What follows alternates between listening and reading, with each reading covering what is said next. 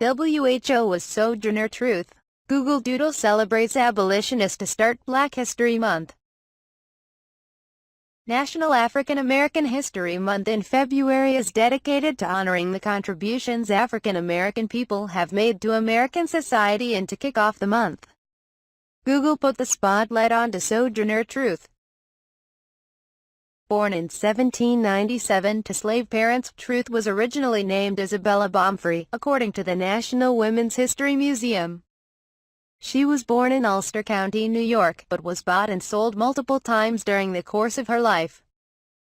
The first time she was sold, she was about 9 years old, according to History.com, and was purchased along with a flock of sheep by John Neely in exchange for $100. By age 13, she was sold 2 more times, with her final destination being the home of John and Elizabeth Dumont in West Park, New York.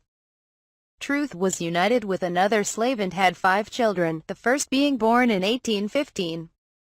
Dumont promised to free Truth on July 4, 1826, but History.com reported the date came and passed and she was still enslaved. In 1828, a New York law freeing slaves was scheduled to go into effect, but Truth ran away with her infant, Sophia, in 1827.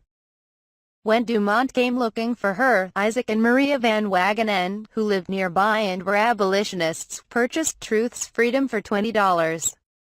Later, they helped her file a lawsuit for the return of her son, Peter, aged 5, who was sold into slavery in Alabama, illegally. Her successful lawsuit made her the first black woman in the United States to sue a white man and win.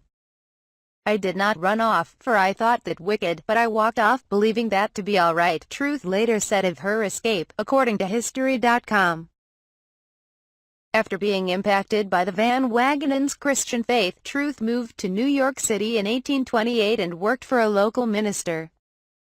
In 1843, she renamed herself Sojourner Truth after the Spirit called on her to preach the truth, as reported by the National Women's History Museum. While working on her autobiography, The Narrative of Sojourner Truth, which was published in 1850, Truth gave speeches about slavery and worked with abolitionists William Lloyd Garrison and Frederick Douglass. She joined the Northampton Association of Education and Industry, an abolitionist organization in Massachusetts, and in 1851, at the Ohio Women's Rights Convention, she delivered her most famous speech. In her speech, titled, "Ain't I a Woman?" the National Women's History Museum reported she used her own stature and female status to challenge notions of racial and gender inferiority and inequality. She also helped recruit black soldiers for the Civil War and collected food, clothes and other supplies for black refugees.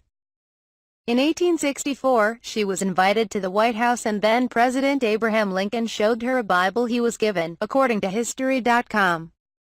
While in Washington, D.C., she fought discrimination by riding in a whites-only streetcar.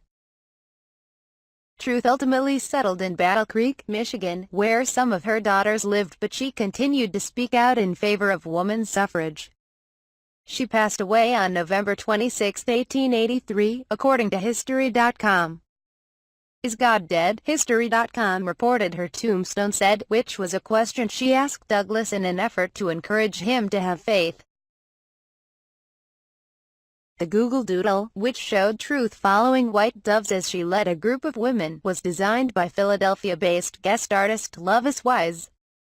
In 2020, Truth will join other American women in replacing former President Andrew Jackson on the $10 bill.